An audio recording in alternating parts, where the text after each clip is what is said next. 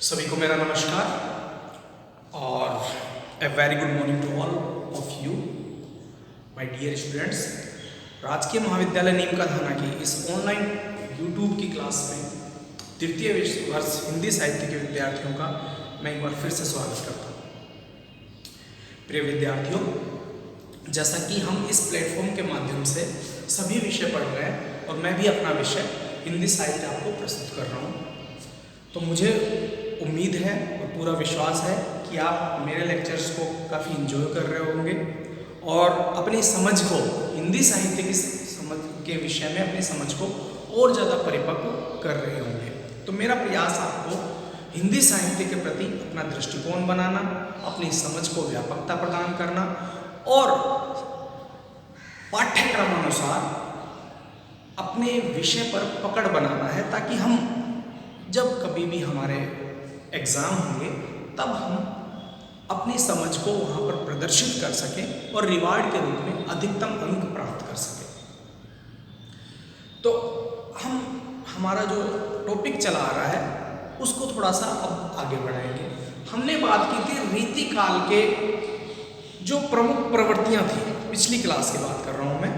प्रमुख प्रवृत्तियाँ क्या क्या थी एक बार जस्ट रिमाइंड करते हैं कि रीतिकाल में श्रृंगार मूलक काव्य की सृजना हुई। रीतिकाल में लक्षण ग्रंथों का निर्माण हुआ। रीतिकाल में छंद और अलंकारों के प्रति बहुत विशेष स्नेह देखा गया। रीतिकाल में आचार्यत्व की प्रवृत्ति विद्यमान थी। रीतिकाल में नायिका के नक्श का भरपूर वर्णन किया गया। रीतिकाल में विषय वैविध्य भी था। रीतिकाल में नैतिक, रीतिकाल में धार्मिक और वीर रस से ओतप्रोत काव्य भी रचा गया। तो उस समय की जो साहित्य की प्रमुख प्रवृत्तियां थी, विषय वस्तु थी, उनसे हम अवगत हो चुके हैं। लेकिन हर चीज के पीछे एक क्यों छुपा होता है। और मेरी क्लास में जब भी मैं क्लासरूम टीचिंग भी करवाता हूँ तो मैं हमेशा अपने स्टूडेंट्स को इंसिस्ट करता हूँ कि हमेशा क्या के बजाय क्यों पर फोकस करो। क्यों? रीतिकाल की ये प्रवृत्तियां क्यों थी ऐसी? रीतिकाल में क्यों श्रृंगार ही ज्यादा लिखा गया? क्यों रीतिकाल में आचार्य प्रदर्शन की होड़ क्यों थी? क्यों रीतिकाल में अलंकारों का अधिक से अधिक समावेश हुआ? तो हमारा आज का जो टॉपिक है वो इस क्यों को ही जस्टिफाई करेगा। तो मेरा ये मानना है कि ये हम सब जानते हैं कि साहित्य समाज का दर्पण होता है। हम पढ़ते भी आए हैं कि साहित्य समाज का दर्पण है। लेकिन मेरा यह मानना है कि जिस प्रकार समाज साहित्य का निर्माण करता है, उसी व्युत्क्रम में साहित्य भी समाज का निर्माण करता है। साहित्य समाज का निर्माण करता है और समाज साहित्य का निर्माण करता है। दोनों एक दूसरे से कोरिलेटेड है। दोनों एक दूसरे से अंतर्गुंफित है। एक के बिना दूसरे का अस्तित्व निराधार है। तो हम बात करेंगे रीतिकालीन साहित्य ऐसा क्यों है, उसकी कौन सी जिम्मेदार परिस्थितियां थी। तो आज हम उन्हीं परिस्थितियों का विवेचन करने जा रहे हैं। तो विद्यार्थियों, रीतिकाल की अगर हम बात करें कि रीतिकालीन साहित्य ऐसा क्यों था, तो उसके निर्माण के पीछे समकालीन परिस्थितियां जिम्मेदार थी। यह हमें पता चल गया है कि समाज ही साहित्य का निर्माण कराता है। जैसा समाज में परिघटित होता है उसका प्रभाव उस समय के साहित्य पर अवश्य आता है। तो उस दौर की जो परिस्थितियां थी उनके बारे में हम बात करेंगे, क्योंकि जो समकालीन परिस्थितियों से कटकर विमुख होते हुए कोई भी साहित्यकार अपने साहित्य का सृजन नहीं कर सकता। तो उस दौर के जितने भी रीतिकालीन कवि थे, उन्होंने भी अपने समाज में रहकर साहित्य का निर्माण किया। और वो समाज जो है वो हर तरह से प्रभावित होता है। उस समय की राजनीति से भी प्रभावित होता है, उस समय की सांस्कृतिक दशाओं से, धार्मिक दशाओं से, उस समय की आर्थिक दशाओं से प्रभावित होता है। तो मेरा ये बताने का उद्देश्य ये है कि हम उस दौर को समझें पहले कि उस दौर की परिस्थितियाँ क्या थी। तो हम एक एक करके इन परिस्थितियों के बारे में बात करने की कोशिश करते हैं। तो पहली हम बात करेंगे राजनीतिक परिस्थितियाँ। तो ये हम जानते हैं कि ये जो रीतिकाल का समय अवधि है ये मुगल काल की उत्तरोत्तर अवस्था है। मुगल काल अपने चरमोत्कर्ष पर हम मान सकते हैं कि शाहजहां तक था। शाहजहां तक लगभग पूरे भारतवर्ष में मुगल सेटल्ड हो गए थे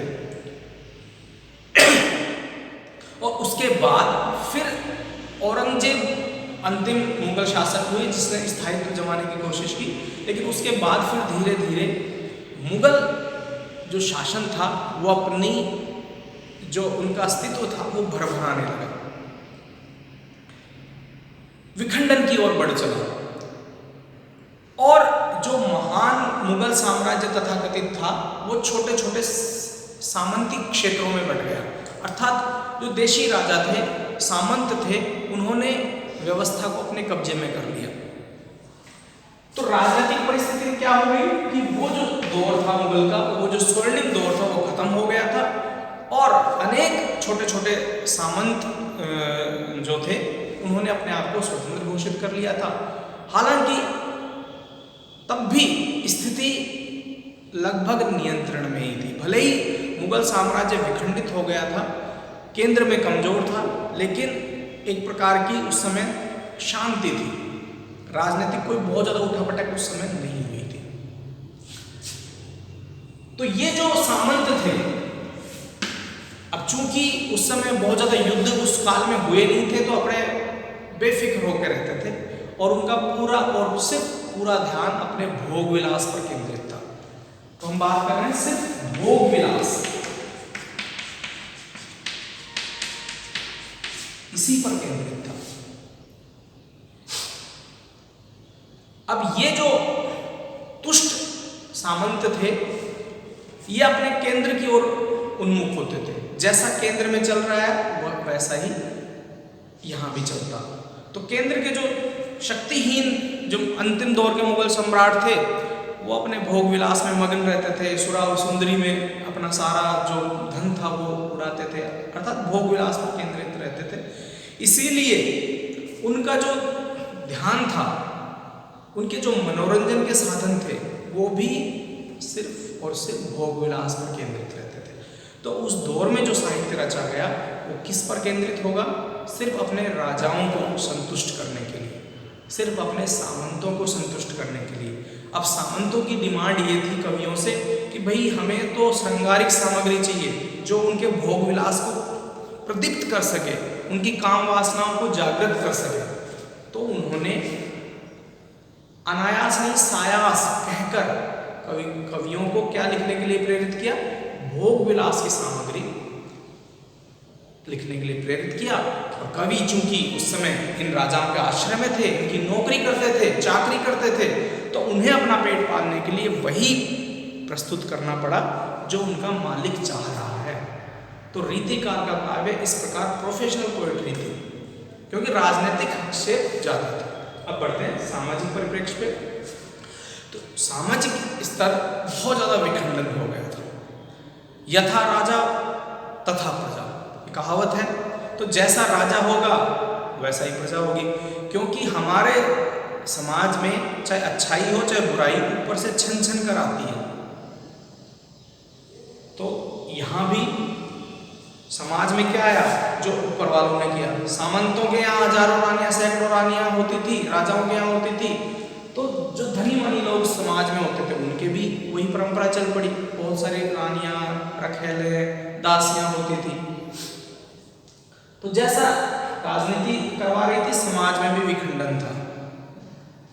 समाज में भी वही आचरण किया जाता था जो ऊपर लेवल पर किया जाता था। बहुविवाह प्रथा थी। औरत को मान सम्मान के दृष्टिकोण से कम देखा जाता था, उसे भोग्या के रूप में ज्यादा देखा जाता था। तो कुल मिला के स्थिति बहुत ज्यादा व्यापक हो चुकी थी, विकट हो चुकी थी। अगर हम सांस्कृतिक परिस्थितियों की बात करें तो सांस्कृतिक दृष्टिकोण से ये युग जो था वो मिश्रित अवस्था का युग था। भले ही सकारात्मक चीजें उस दौर उस अवस्था पर नहीं पहुंची, लेकिन यहाँ पर साहित्य और कलाओं का विकास भी हुआ। ये जो समय था इसमें भरपूर साहित्य सृजन हुआ, भरपूर इसमें वास्तुकला का निर्माण भी काफ़ी हुआ, चित्रकला अपनी ऊंचाइयों पर पहुंची, ललित कलाएं, संगीत अपने ऊंचाइयों पर पहुंचा। तो कुल मिला के ये जो दौर था सांस्कृतिक संक्रमण काल का दौर था। आगे बढ़ते हैं आर्थिक दृष्टिकोण पर। आर्थिक स्थिति इस युग की बहुत ज़्यादा खराब थी, क्योंकि हमारे जो सामंत लोग थे, राजा लोग थे, उनका पूरा ध्यान भोग विलास पर केंद्रित होता था। तो अब उनके भोग विलास को संतुष्ट करने के लिए धन उपार्जन कहाँ से हो? तो यह भार था बेचारी गरीब जनता पर। उनसे मनमाना कर वसूल किया जाता था, उन्हें आर्थिक और शारीरिक दंड दिए जाते थे ताकि वो अपना करों का भुगतान करें, उन्हें प्रताड़ित किया जाता था। तो आम जनता त्रस्त थी, लेकिन ऊंचे लोग मजे में थे। आम जनता कभी अकाल कभी बारिश से पीड़ित होती थी, लेकिन ऊंचे लोगों को कोई इससे फर्क नहीं पड़ता था। तो वो जबरदस्ती बलपूर्वक उनसे कर वसूलने का कार्य करते ही थे। यही तो आर्थिक स्थिति उस समय काफी डामाडोल हो चुकी थी। बात करते हैं धार्मिक परिस्थितियों की। तो धार्मिक स्थिति भी उस दौर की बहुत ज़्यादा अच्छी नहीं थी, क्योंकि ये हम जानते हैं कि जब मुगल सत्ता केंद्र में होती थी तो हिंदू धर्म पर काफ़ी अत्याचार किए गए, हिंदुओं के मंदिर वगैरह भी बहुत ज़्यादा नष्ट किए गए, हिंदू से मुसलमान बनने की ओर प्रोत्साहित किया गया, हिंदुओं की बहु बेटियों की बेइज्जती की गई, उन पर अत्याचार किए गए, बलात्कार किए गए। तो कुल मिला के धार्मिक सहिष्णुता वाली स्थिति बहुत ज़्यादा नहीं थी। हालांकि अपवाद स्वरूप कुछ ऐसे मुसलमान संप्रदाय के कवि भी इस दौर में उठकर आए जिन्होंने हिंदी को और एक सामाजिक सहिष्णुता की दिशा में कार्य किया। ऐसे बहुत सारे लेखक भी सामने आते हैं। कुल मिला के ये जो धार्मिक परिस्थितियां थी ये भी बहुत ज़्यादा विकट थी। तो उस समय की हमने ये राजनीतिक चर्चा कर ली, सामाजिक चर्चा कर ली, सांस्कृतिक परिस्थितियों की चर्चा कर ली, आर्थिक और धार्मिक। उस समय की ये समस्त परिस्थितियां जो थी वो आम जनता के विमुख थी।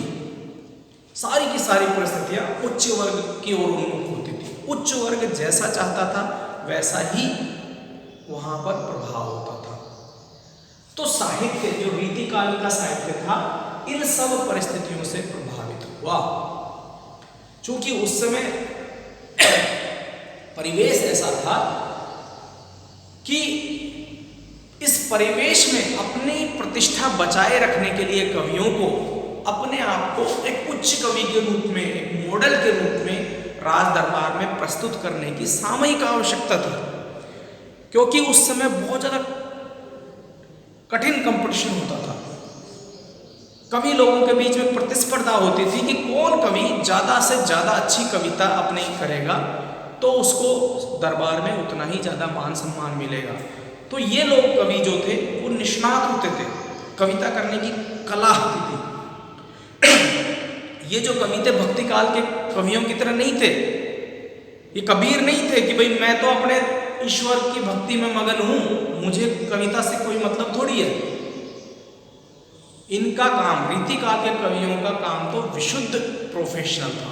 ये पैसे लेकर अपनी नौकरी बजाकर कविता करते थे।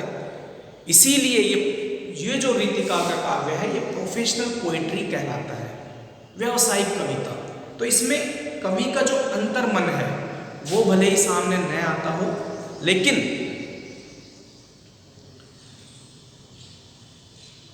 क्लासिक जो थी कविता के उच्च मानदंड इन लोगों ने जरूर प्राप्त किए। शास्त्रीय कविता इन्होंने जरूर प्रस्तुत की। उस दौर की समकालीन मानसिकता श्रृंगारोन्मुख थी तो इन्होंने श्रृंगार ही परोसा, भर भर के परोसा। कुछ कवि ऐसे भी हुए जिन्होंने अपने वजूद को जिंदा रखने के लिए अपने आश्रयदाताओं की प्रशंसा में कविता की, जिसमें भूषण कवि आते हैं जिन्होंने छत्रसाल और शिवाजी के विषय में वीरोन्मुख कविता की। तो अपवादों को छोड़कर कुछ कवि ऐसे भी हुए जिन्होंने प्रकृति के बारे में भी लिखा, कुछ कवि ऐसे भी हुए जिन्होंने छिटपुट मात्रा में धार्मिक साहित्य भी लिखा।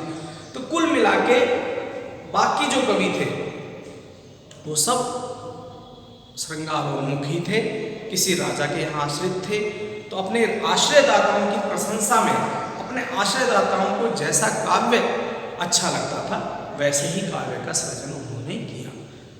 अब हम ये समझ पा गए कि रीतिकाल में श्रृंगार लिखने का उद्देश्य क्या था, औरत के नक्शिक वर्णन का क्या उद्देश्य था, अपने आप को आचार्य के रूप में प्रदर्शित क्यों करना चाहते थे, अलंकारों के प्रति आग्रह क्यों था, अर्थात शिल्प सौंदर्य के प्रति आग्रह क्यों था, और वो जो कविता थी वो भावात्मक रूप से शून्य होते हुए भी क्लासिक मापदंड पर ऊंची क्यों थी। तो ये कई बार एक प्रश्न पूछा जाता है कि वे कौन सी परिस्थितियां जिम्मेदार थी जिसमें रीतिकाल का साहित्य ऐसा हुआ। तो मुझे उम्मीद है कि इस क्लास के माध्यम से मैंने संक्षिप्त रूप में, मोटे मोटे रूप में मैंने आपको ये चीज़ बताने की कोशिश की है और आप इसको समझने में शायद सक्षम हो पाओगे। इस टॉपिक से संबंधित प्रश्नों का स्वागत रहेगा। आप कैसे भी कमेंट लिख के या फ़ोन करके या कॉलेज में आके मुझसे इस विषय में बात कर सकते हैं। आज की क्लास इतना ही, वीडियो काफ़ी लंबा हो जाएगा, जो अपलोड होने में काफ़ी समस्या आएगी टेक्निकली। तो हम इसी क्रम में आगे अगली क्लास में बात करेंगे। तब तक के लिए थैंक यू।